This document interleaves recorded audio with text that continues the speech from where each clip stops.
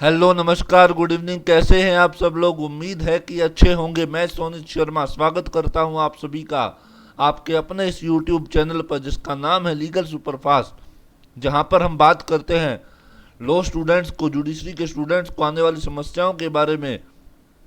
Bell act की law man की language को ले मैन की लैंग्वेज में कन्वर्ट करके कैसे पढ़ा जाए, कैसे उसे समझा जाए, हम इस सब के बारे में बात करते हैं। तो अब ज़्यादा समय न लगाते हुए आज का हम अपना टॉपिक शुरू करते हैं। कल हमने जो है फंडामेंटल ड्यूटीज़ आर्टिकल 51A, जो कि हमारा संविधान का, कॉन्स्टिट्यूशन का पार्ट 4A के तहत आता है, जिसे कि 42nd अमेंडमेंट 1976 से जोड़ा गया था, हमने कल उसको जो है डिस्कस कर लिया था। 11 फंडामेंटल ड्यूटीज़ हमने जो है अच्छी तरीके से डिस्कस कर ली थी। अगर यदि वो आपने देखी है, वो वीडियो अगर आपने देखा है तो अच्छी बात है, नहीं देखा है तो कोई बात नहीं। आज आपको वो ऊपर इसका जो है वीडियो के ऊपर आपको जो इसका लिंक मिल जाएगा, वहाँ से आप उसको देख लीजिएगा। आज हम अपना जो टॉपिक शुरू करने जा रहे हैं वो है पार्ट 5, जो कि कहता है union and it's executives. Unions, union के बारे में बात करता है हमारा पार्ट 5। क्या कहता है? हमारा यूनियन के बारे में बात करता है, जिसके तहत हम पढ़ने जा रहे हैं यूनियन एंड इट्स एग्जीक्यूटिव्स, जैसे कि राष्ट्रपति, प्रेसिडेंट, वाइस प्रेसिडेंट वगैरह, जिसके अंदर आते हैं attorney general, prime minister, council of minister, सब इसके अंदर आते हैं। आज हम वो टॉपिक शुरू कर रहे हैं। तो देखिए मित्रों, क्या है कि जो हमारा जो यूनियन है, जो हमारा संघ है,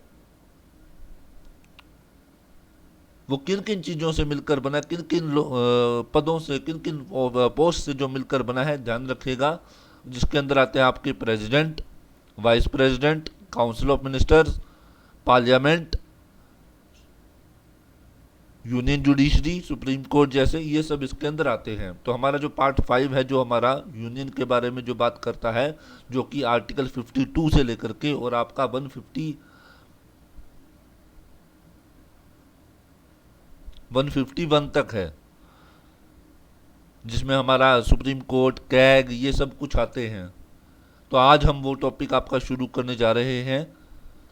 देखिए, क्या सबसे पहले हम इसके अंदर पढ़ेंगे प्रेसिडेंट, जो कि हमारा आर्टिकल 51 से 52 से लेकर के और आपका 77 तक ये चलता है, प्रेसिडेंट, वाइस प्रेसिडेंट। और उसके बाद, लेकिन हालांकि प्रेसिडेंट का रोल बहुत बड़ा है, ये सिर्फ इन्हीं आर्टिकल्स तक सीमित नहीं है, उसके बाद भी प्रेसिडेंट के काफ़ी रूल है। जैसे आर्टिकल 123 है, वहाँ पे प्रेसिडेंट की पावर दे रखी है ऑर्डिनेंस पास करने की। उसके बाद आपका जो है आर्टिकल 352, 356, वहाँ पे प्रेसिडेंट के बारे में बात दे रखी है। काफ़ी ऐसे आर्टिकल्स हैं जहाँ पर जो प्रेसिडेंट का जिक्र आता है। मोर देन 60 to 70 आर्टिकल्स हमारे कॉन्स्टिट्यूशन में लगभग ऐसे हैं जहाँ पर हम प्रेसिडेंट का डायरेक्टली या इनडायरेक्टली रोल पढ़ते हैं। तो इसलिए आज हम अब अपना आर्टिकल 52 जो हम शुरू करने जा रहे हैं, जो कि हमारा बात करता है प्रेसिडेंट। देखिए क्या कहता है article 52।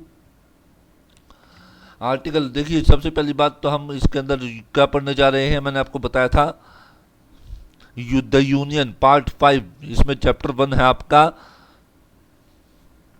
The executive, union and it's executive, इसको हम बोलते हैं। तो इसके अंदर सबसे पहली बात आती है आपका the president and vice president.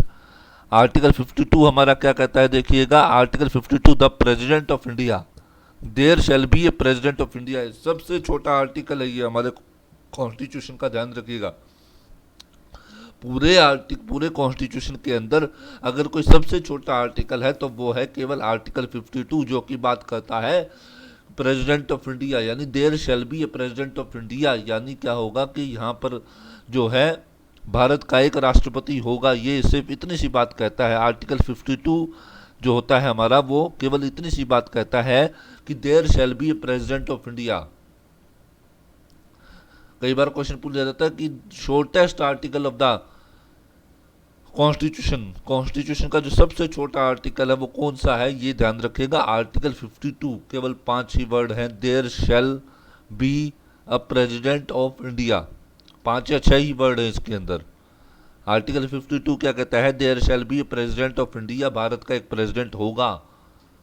इसको हम हिंदी में एक बार और पढ़ते हैं।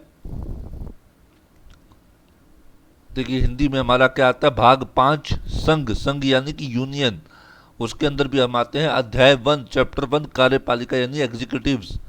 इसके अंदर देखिए राष्ट्रपति और उपराष्ट्रपति, ये आप देख रहे होंगे। आर्टिकल 52 देखिए यहाँ पर भारत का राष्ट्रपति क्या कह रहा है, भारत का एक राष्ट्रपति होगा, यानी there shall be a president of India, Bharat का एक राष्ट्रपति होगा। ये सिर्फ हमारा आर्टिकल 52 है जो ये बात करता है। उसके बाद हम आते हैं अगला अपना आर्टिकल 52 ने हमें ये बता दिया कि इंडिया का एक प्रेसिडेंट होगा। अब उस प्रेसिडेंट की क्या पावर्स होंगी, उसको कैसे इलेक्ट किया जाएगा, कैसे उसको हटाया जाएगा अपनी पोस्ट से, क्या क्या उसकी क्वालिफिकेशंस होंगी, ये सब हम आगे के आर्टिकल्स में अब पढ़ने जा रहे हैं। हमारा जो आर्टिकल 53 है वो क्या कहता है, अब वो सुनिएगा। वो कहता है कि प्रेसिडेंट की क्या क्या पावर्स होंगी। देखिए क्या कहता है article 53, executive power of the union. Article 53 क्या कहता है, executive power of the union, जो हमारे संघ है उसकी कार्यपालक शक्तियां। एग्जीक्यूटिव पावर्स का मतलब होता है कि जो प्रेसिडेंट के पास कैसी कैसी पावर्स होंगी यूनियन के संबंध में, यानी जो हमारा यूनियन का मतलब होता है कि संघ, जिसको आप सीधी भाषा में कह सकते हैं पार्लियामेंट।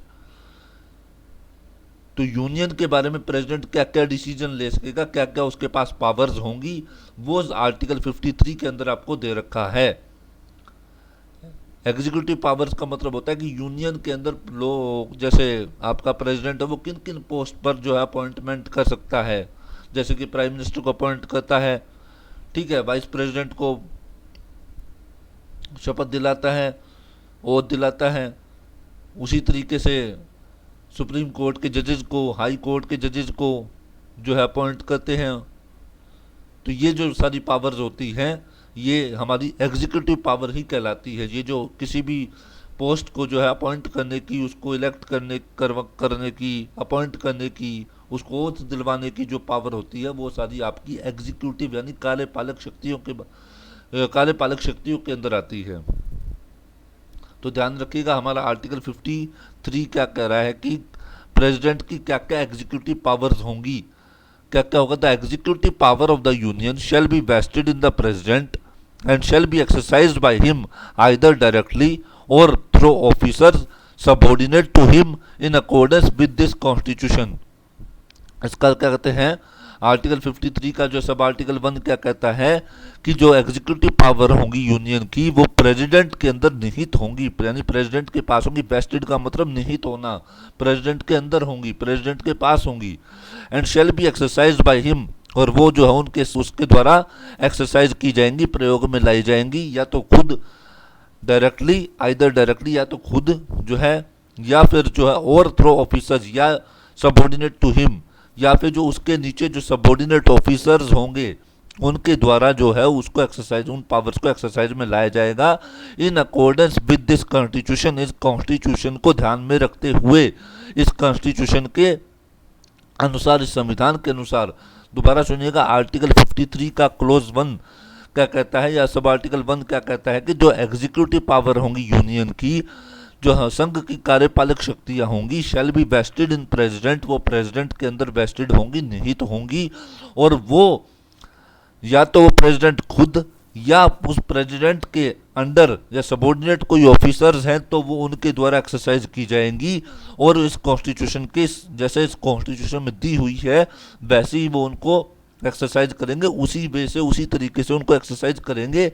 ठीक है, ये हमारा आर्टिकल 53 का जो है सब आर्टिकल 1 या क्लोज 1 आप कह लीजिए, ये कहता है। ठीक है, दोबारा सुनिएगा अगर आपको समझ नहीं आया तो। जो executive power of the union shall be vested in the president and shall be exercised by him either directly or through officers subordinate to him in accordance with this constitution। अब प्रेसिडेंट के नीचे आप सोचोगे officers कौन होंगे, या तो उसका स्टाफ हो सकता है, जो प्रेसिडेंट ऑफिस का स्टाफ वगैरह होता है, वाइस प्रेसिडेंट होता है, प्राइम मिनिस्टर होता है, ये सारे जो ऑफिसर होते हैं वो क्या होते हैं, वो प्रेसिडेंट के सबऑर्डिनेट में तो आते हैं। तो इनके द्वारा भी जो शक्तियां, जो यूनियन की जो पावर्स होंगी, जो इनके अंदर वेस्टेड होंगी, वो जो एक्सरसाइज की जाएंगी वो प्रेसिडेंट के थ्रू ही माना जाएगा कि वो प्रेसिडेंट ही एक्सरसाइज कर रहा है, ये माना जाएगा। इसको एक बार हम हिंदी में वो देख लेते हैं क्या कह रहा है।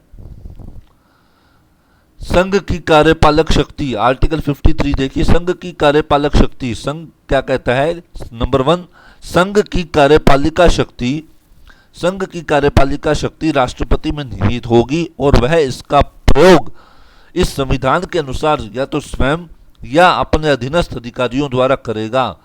दोबारा सुनिएगा, संघ मतलब यूनियन, संघ की कार्यपालिका शक्ति यानी यूनियन की एग्जीक्यूटिव पावर्स राष्ट्रपति में निहित होंगी, यानी राष्ट्रपति के अंदर वेस्टेड होंगी और वह इसका प्रयोग इस संविधान के अनुसार, इस कॉन्स्टिट्यूशन के अनुसार, जैसा इस कॉन्स्टिट्यूशन में लिखा गया वैसे ही या तो स्वयं करेगा या अपने अधीनस्थ अधिकारियों द्वारा करवाएगा, यानी सबऑर्डिनेट ऑफिसर्स के द्वारा करेगा। ठीक है, ये हमारा आर्टिकल 53 का जो है क्लोज 1 ये बात कहता है। उसके बाद हम आते हैं आपका आर्टिकल 53 के क्लोज 2 के ऊपर। क्या कहता है, without prejudice to the generality of foregoing provision. Prejudice का मतलब होता है इससे अन्याय किए बिना। ठीक है, प्रिजुडिस का, विदाउट प्रिजुडिस का मतलब होता है ऊपर जो पहले जो कोई बात लिखी हुई है उसके अलावा, उसको छेड़े बिना, यानी उसको कम किए बिना। To the generality of the foregoing provision, ऊपर लिखे हुए प्रोविजन की जो जनरलिटी है उसको जो है कम किए बिना, उसको छेड़े बिना। इस बात को आप जो है एक बार ब्रैकेट में रखिएगा। The supreme command of the defence forces, जो हमारी डिफेंस फोर्सेज होगी उसकी जो सुप्रीम कमांड होगी, shall be vested in the president and the exercise thereof shall be regulated by law.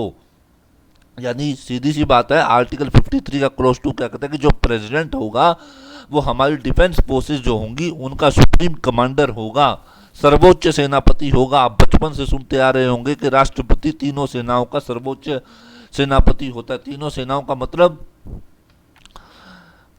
का मतलब क्या होता है, आर्मी, नेवी, एयर फोर्स और भी जितने भी यूनियन की जो डिफेंस फोर्सेज होती हैं उन सब का जो है जो सुप्रीम कमांड होगी वो हमारा आर्टिकल 53 का क्लोज 2 क्या कहता है कि वो सारी प्रेसिडेंट के अंदर वेस्टेड होंगी और उसी के द्वारा जो है एक्सरसाइज की जाएंगी इन अकॉर्डेंस विद लॉ। जो भी उनके संबंध में कोई लॉ वगैरह बनाए हुए हैं उनके अनुसार उसको जो है एक्सरसाइज किया जाएगा। आर्टिकल 53 का क्लोज 2 क्या कहता है कि जो 53 के क्लोज 1 में जो लिखी बात है उसके अलावा या उसको छेड़े बिना, उसको कम किए बिना जो हमारी डिफेंस फोर्सेज होंगी यूनियन की, उनकी भी जो सुप्रीम कमांड होगी, उनकी जो सर्वोच्च शक्ति होगी वो प्रेसिडेंट के अंदर निहित होगी, प्रेसिडेंट के अंदर वेस्टेड होगी और उसको एक्सरसाइज करेंगे इन अकॉर्डेंस विद लॉ। जैसा भी लॉ उनके लिए बनाया जाएगा वैसे उनको जो एक्सरसाइज किया जाएगा। इसको एक बार हम हिंदी में वो देख लेते हैं। हिंदी में क्या कह रहा है कि पूर्वगामी उपबंध की व्यापकता पर प्रतिकूल प्रभाव डाले बिना, ये जो है यहां से पूर्वगामी से लेकर के और डाले बिना तक, इसको एक बार आप छोड़ के स्किप करके पढ़ेंगे। क्या कहता है, संघ के रक्षा बलों का सर्वोच्च समादेश, समादेश का मतलब होता है कमांड, राष्ट्रपति में निहित होगा और उसका प्रयोग विधि द्वारा विनियमित होगा। तो क्या कहता है कि जो यूनियन की जो डिफेंस फोर्सेज होंगी, क्या कहना चाहता है ये, यूनियन की जो डिफेंस फोर्सेज होंगी उनकी जो सुप्रीम कमांड होगी वो राष्ट्रपति यानी प्रेसिडेंट के पास होगी, उसमें ही वेस्टेड होगी और उसका जो यूज होगा उसको एक्सरसाइज कैसे किया जाएगा, इन अकॉर्डेंस विद लॉ, लॉ के द्वारा उसको रेगुलेट किया जाएगा। ठीक, ये हमारा आर्टिकल 53 का क्लोज 2 कह रहा था। अब हम आते हैं 53 के क्लोज 3 के ऊपर। क्लोज 3 देखिए हमारा क्या कहता है,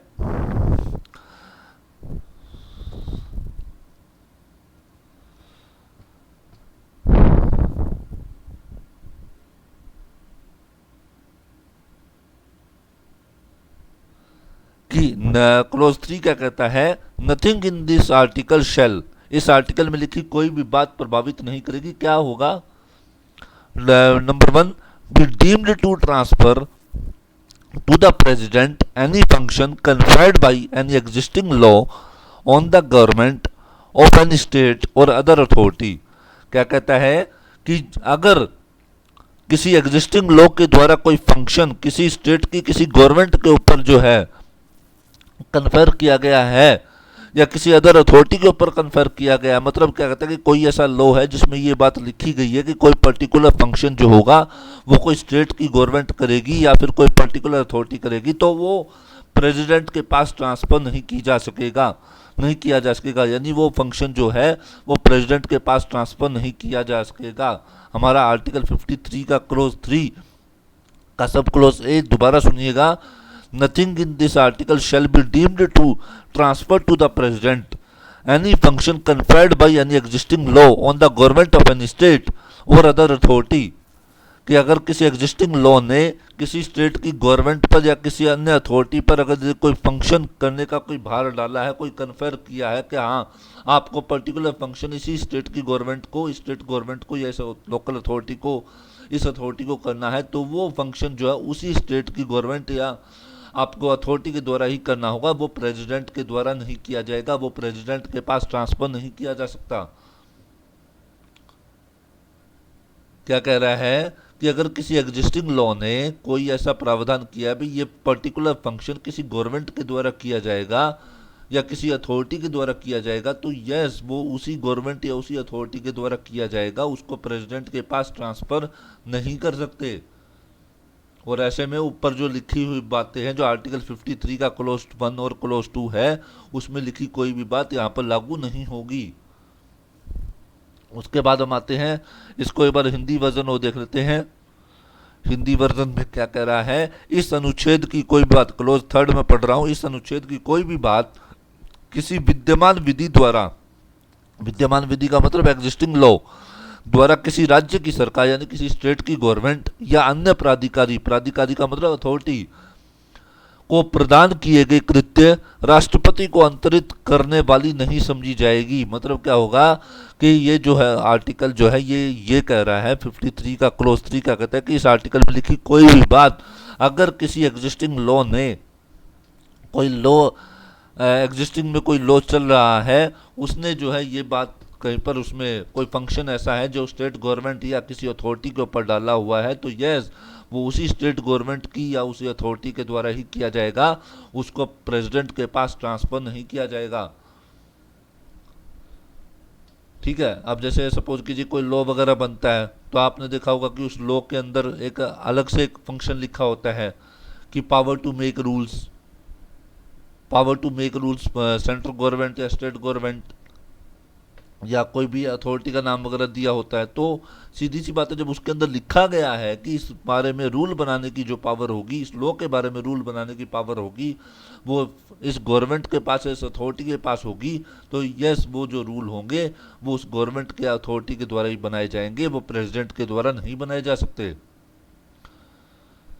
आर्टिकल 53 क्लोज 3 सब क्लोज ए क्या कह रहा है कि अगर किसी एग्जिस्टिंग लॉ ने कोई फंक्शन जो है किसी स्टेट गवर्नमेंट को या अथॉरिटी को कन्फर किया है, तो वो उसी के द्वारा किया जाएगा, वो प्रेसिडेंट के पास ट्रांसफर नहीं किया जा सकता। अब हम आते हैं आर्टिकल 53 का क्लोज 3 का सब क्लोज बी।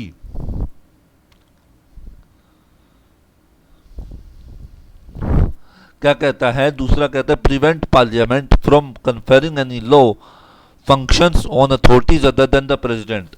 क्या कहता है कि जो ऊपर लिखी कोई भी बात, nothing in this article shall clause be prevent parliament, parliament को नहीं रोकेगी फ्रॉम कन्फरिंग बाय लॉ बना करके कोई फंक्शन कन्फर करने से on authorities other than president. यानी अगर पार्लियामेंट चाहे तो लॉ बना करके कोई भी फंक्शन जो होगा प्रेसिडेंट के अलावा किसी भी अदर अथॉरिटी के पास कन्फर कर सकती है, कोई भी अथॉरिटी को जो है वो फंक्शन दे सकती है। इस आर्टिकल में लिखी कोई भी बात पार्लियामेंट की इस पावर पर कोई कंट्रोल नहीं करेगी, उसको नहीं रोकेगी। दोबारा सुनिए, आर्टिकल 53 का क्लोज 3 का सब क्लोज बी क्या कह रहा है कि कोई भी बात, इस आर्टिकल में लिखी कोई भी बात जो होगी वो पार्लियामेंट को लॉ बना करके किसी फंक्शन को किसी अथॉरिटी, चाहे वो प्रेसिडेंट के अलावा किसी दूसरी अथॉरिटी के पास ट्रांसफ़र करने से या कन्फर करने से नहीं रोकेगी। अगर पार्लियामेंट चाहे तो लॉ बना करके वो काम प्रेसिडेंट की बजाय किसी अदर अथॉरिटी के पास भेज सकती है। ठीक है। इसको एक बार हम हिंदी में वो देख लेते हैं क्या कह रहा है।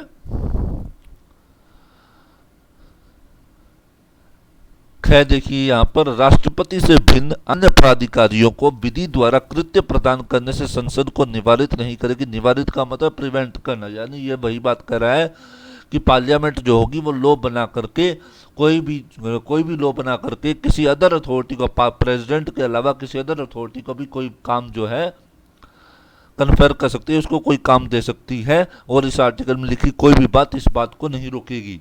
उसके बाद हम आते हैं आर्टिकल 54। ये तो होगी प्रेसिडेंट के एग्जीक्यूटिव पावर, जो कि हमने आर्टिकल 53 के अंदर डिस्कस करी। अब आते हैं हम आर्टिकल 54। आर्टिकल 54 क्या कहता है? इलेक्शन ऑफ प्रेसिडेंट, कि प्रेसिडेंट का इलेक्शन कैसे होगा, क्या होगा, क्या तरीका होगा, ये सारा इसके अंदर बात करते हैं। आर्टिकल 54 हमारा क्या कहता है, देखिए अब आर्टिकल 54 क्या कहता है, इलेक्शन ऑफ प्रेसिडेंट। अगर आप यहाँ देख पा रहे हैं तो देखिए article 54, election of president. The president shall be elected by the members of N electoral college consisting of, electoral college का मतलब होता है जो इलेक्टर्स जो होते हैं उनका एक ग्रुप, उनका एक संगठन, उनका एक समूह। इलेक्टर्स का मतलब होता है किसी भी इलेक्शन के अंदर वोट डालने वाले जो लोग होते हैं, जो इलेक्शन के अंदर पार्टिसिपेट करने वाले जो लोग होते हैं, वोट डालने वाले जो लोग होते हैं, उनको हम इलेक्टर्स कहते हैं। और उनका अगर पूरा कोई ग्रुप होता है तो उसको बोलते हैं इलेक्टोरल कॉलेज। तो हमारे जो प्रेसिडेंट का इलेक्शन होगा वो एक इलेक्टोरल कॉलेज से होगा। इलेक्टोरल कॉलेज में कौन होंगे? Number 1, the elected members of both houses of parliament, संसद के दोनों सदनों के, दोनों हाउसेज के जो इलेक्टेड मेंबर्स हैं, ना कि नॉमिनेटेड, इलेक्टेड मेंबर्स हैं, वो उस इलेक्टोरल कॉलेज में होंगे। और नंबर दूसरा क्या कहता है? The elected members of the legislative assembly of the states, क्या कहता है कि जो स्टेट्स की जो लेजिस्लेटिव असेंबलीज हैं, जो राज्यों की विधानसभाएं हैं, उनके इलेक्टेड मेंबर्स होंगे। यानी इलेक्टोरल कॉलेज के अंदर कौन कौन होंगे? दो पार्लियामेंट के दोनों हाउसेज के इलेक्टेड मेंबर, और दूसरा जो हमारे स्टेट लेजिस्लेटिव असेंबलीज हैं, जो स्टेट लेजिस्लेटिव असेंबली है, राज्य की जो विधानसभाएं हैं, उनके इलेक्टेड मेंबर्स होंगे।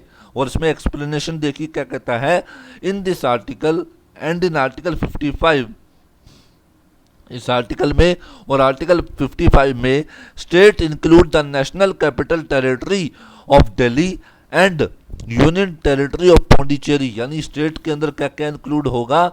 National capital territory of Delhi यानी NCT of Delhi, Delhi include होगा, और यूनियन टेरिटरी जो पौंडीचेरी की है, या पुडुचेरी, पौंडीचेरी तो बदल गया ना, पुडुचेरी हो गया, पुडुचेरी जो है वो उसके अंदर इंक्लूड होंगे। यानी हमारा आर्टिकल 54 क्या कहता है कि जो हमारे प्रेसिडेंट साहब का इलेक्शन होगा, प्रेसिडेंट का इलेक्शन होगा, वो एक इलेक्टोरल कॉलेज के थ्रू होगा। और उस इलेक्टोरल कॉलेज में कौन कौन मेंबर्स होंगे? हमारी पार्लियामेंट के बोथ हाउसेज, जो दोनों ही हाउसेज हैं, राज्यसभा लोकसभा, उसके इलेक्टेड मेंबर्स होंगे।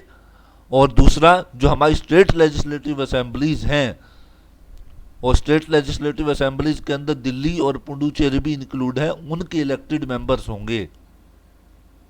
ठीक है ना? आपको पता होगा कि हमारे जो हमारे लोकसभा है उसके अंदर 543 इलेक्टेड मेंबर्स हैं। 2 नॉमिनेटेड थे जो कि एंग्लो इंडियन कैटेगरी से आते थे, वो जो अभी उनका प्रोविज़न हटा दिया गया है, मतलब हटाया नहीं गया, उसको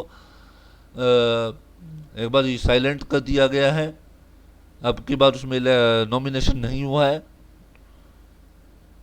और जो आपके जो राज्यसभा है वहाँ से आपके 12 मेंबर्स नॉमिनेट होते हैं, जो प्रेसिडेंट नॉमिनेट करते। तो उन नॉमिनेटेड मेंबर्स को, क्योंकि देखिए नॉमिनेटेड मेंबर्स को क्यों हटाया गया? क्योंकि लोकसभा के 2 और राज्यसभा के 12 मेंबर्स, उनको प्रेसिडेंट ही नॉमिनेट करते हैं। तो भाई एक बात बताइए कि जब प्रेसिडेंट ने ही उनको नॉमिनेट किया है, और अगर यदि वही प्रेसिडेंट के इलेक्शन में भाग लेंगे, तो फिर ये तो जो है काम खराब हो जाएगा। इसमें तो फिर क्या होगा कि जिस प्रेसिडेंट को उन्होंने इलेक्ट किया वो तो उसी को वोट देंगे, अगर वो इलेक्शन के अंदर खड़ा है तो। ये तो इससे तो फिर हमारा जो सिस्टम है वो खराब हो जाएगा।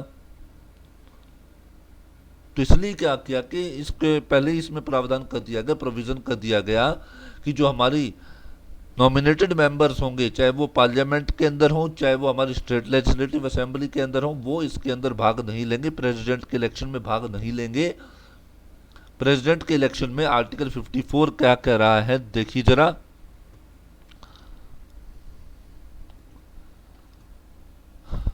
आर्टिकल 54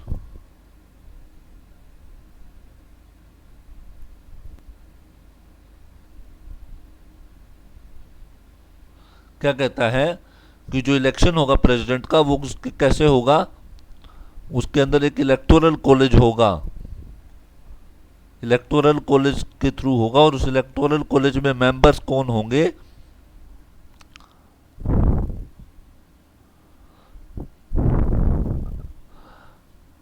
पार्लियामेंट के इलेक्टेड मेंबर्स, पार्लियामेंट में यानी बोथ हाउसेज, दोनों हाउसेज आ जाते हैं, तो उसके जो होंगे इलेक्टेड मेंबर्स होंगे, ठीक है। और आपकी जो स्टेट लेजिस्लेटिव असेंबलीज हैं उसके इलेक्टेड मेंबर्स होंगे,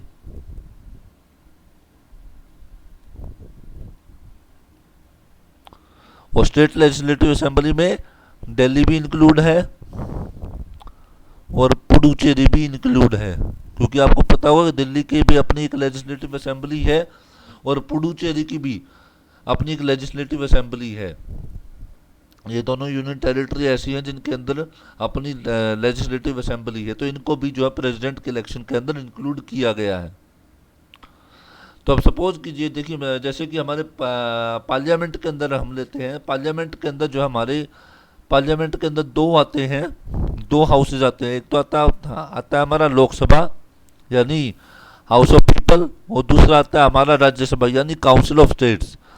जो हमारी लोकसभा है उसके अंदर 543 इलेक्टेड मेंबर्स होते हैं, जिनको हम एमपी कहते हैं, जिनको हम खुद जो है इलेक्ट करके भेजते हैं। हर 5 साल में इनका इलेक्शन होता है। और जो दूसरी होती है राज्यसभा। इसके अंदर टोटल आपके 250 मेंबर्स होते हैं। कितने होते हैं? 250 मेंबर्स हैं। और 250 के अंदर से आपके जो 238 मेंबर्स होते हैं, अभी फिलहाल तो इसमें 245 मेंबर्स हैं, ये ध्यान रखिएगा। टोटल इसके अंदर 250 होते हैं। तो जो हमारे 245 मेंबर्स हैं उसके अंदर से आप देखिए जरा 233 जो मेंबर्स हैं वो तो इलेक्टेड हैं। अच्छा, जो हमारे राज्यसभा के मेंबर्स होते हैं उनको कौन इलेक्ट करता है? उनको हमारी स्टेट लेजिस्लेटिव असेंबलीज के जो मेंबर्स होते हैं वहाँ से उनको वो जो है उनको इलेक्ट करते हैं, इसलिए इनका इनडायरेक्ट इलेक्शन होता है, लेकिन फिर भी ये इलेक्टेड मेंबर्स ही होते हैं। और जो हमारे 12 जो अदर मेंबर्स होते हैं वो नॉमिनेटेड होते हैं। नॉमिनेटेड का मतलब उनको प्रेसिडेंट नॉमिनेट करते हैं। आप साइंस आर्ट और साइंस आर्ट और इसमें क्या कहते हैं आपका सोशल वर्क, ये इसके अंदर से तीन फील्ड है, ये इसके अंदर से जो है ये 12 मेंबर्स इलेक्ट किए जाते हैं।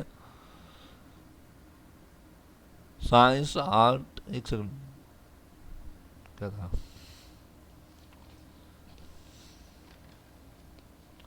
हाँ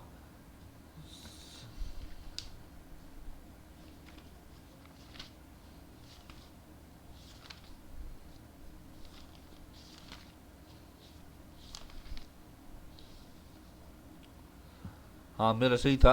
साइंस आर्ट लिटरेचर और आपका जो सोशल वर्क होता है, सोशल सर्विस जो होता है सोशल वर्क, उसके अंदर से 12 मेंबर आपके इलेक्ट किए जाते हैं, नॉमिनेट किए जाते हैं।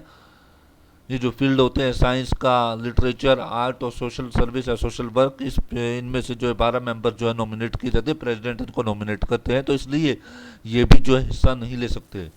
तो यानी अब हमारे पार्लियामेंट से कुल कितने मेंबर्स हिस्सा लेते हैं राष्ट्रपति के इलेक्शन में? 543 प्लस 233 कितने हो गए?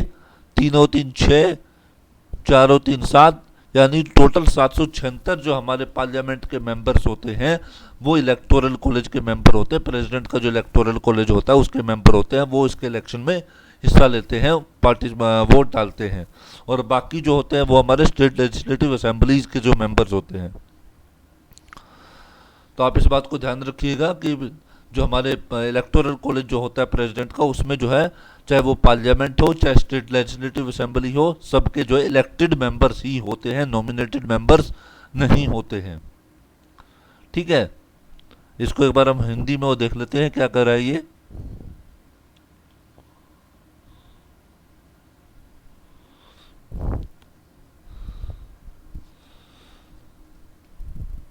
आर्टिकल 54 देखिए, राष्ट्रपति का निर्वाचन। राष्ट्रपति का निर्वाचन ऐसे निर्वाचन गण का मतलब इलेक्टोरल कॉलेज के सदस्य करेंगे, जिसमें कि कौन कौन शामिल होगा? संसद के दोनों सदनों के निर्वाचित यानी elected members of both houses of parliament, और दूसरा राज्यों की विधानसभाओं के निर्वाचित सदस्य यानी जो स्टेट लेजिस्लेटिव असेंबलीज हैं, उनके जो इलेक्टेड मेंबर्स होते हैं वो इस इलेक्टोरल कॉलेज के अंदर शामिल होते हैं। और इस अनुच्छेद और अनुच्छेद 55 में राज्य के अंतर्गत दिल्ली राष्ट्रीय राजधानी क्षेत्र, राज्य क्षेत्र और पौंडीचेरी संघ राज्य क्षेत्र, यानी ये जो एक्सप्लेनेशन क्या करे कि इस आर्टिकल में और आर्टिकल 55 के अंदर जो हमारा जो स्टेट वर्ड है उसमें दिल्ली भी इंक्लूड है और पुडुचेरी भी इंक्लूड है।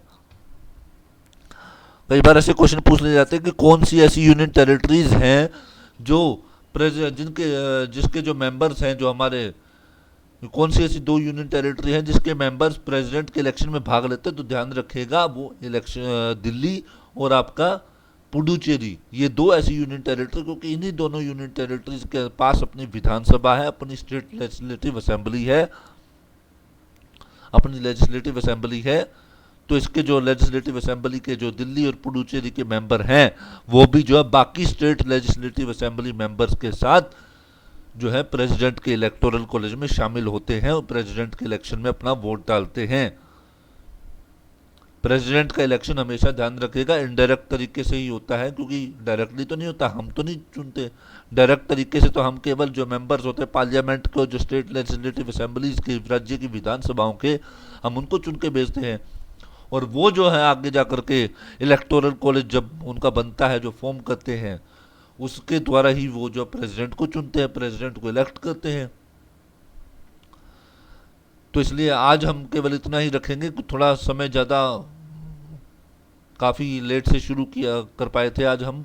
कल से जो है हम कल से जो है आईपीसी सीआरपीसी भी हम धीरे धीरे शुरू करेंगे, क्योंकि साथ के साथ हमें सारा सिलेबस भी और भी बाकी बेयर एक्ट को भी कवर करना है। तो हम अल्टरनेटिव डेज पर कभी आईपीसी, कभी सीआरपीसी, कभी सीपीसी, इस तरह से हम करते रहेंगे कॉन्स्टिट्यूशन। कल हम कोशिश करेंगे, कल हम आईपीसी को लें, इंडियन पैनल कोड को। तो इसी के साथ आज मैं आपसे विदा लेना चाहूँगा। अंत में इतना ही कहना चाहूँगा कि माता पिता का सम्मान करें, बड़ों का सम्मान करें, संविधान और उसके आदर्शों का सम्मान करें, उनका मूल्यों का सम्मान करें। आर्टिकल 51A क्लोज ए ध्यान रखिएगा। उसके बाद अपने स्वतंत्रता सेनानियों का सम्मान करें, महिलाओं का सम्मान करें, अपने देश के सैनिकों का सम्मान करें जो दिन रात हमारी बॉर्डर पर रक्षा करते हैं। और समय पर अपना कोरोना का वैक्सीनेशन जरूर करवाएं, ताकि सरकार और प्रशासन के कोरोना के विरुद्ध इस अभियान में जो हम अपना योगदान दे सकें। और जब तक जरूरी ना हो तब तक घरों से ना निकलें, कोरोना से बचकर रहें, अपने परिवार के साथ रहें, अपना व अपनों का ध्यान रखें। Thank you very much. Good night, आपका दिन शुभ हो।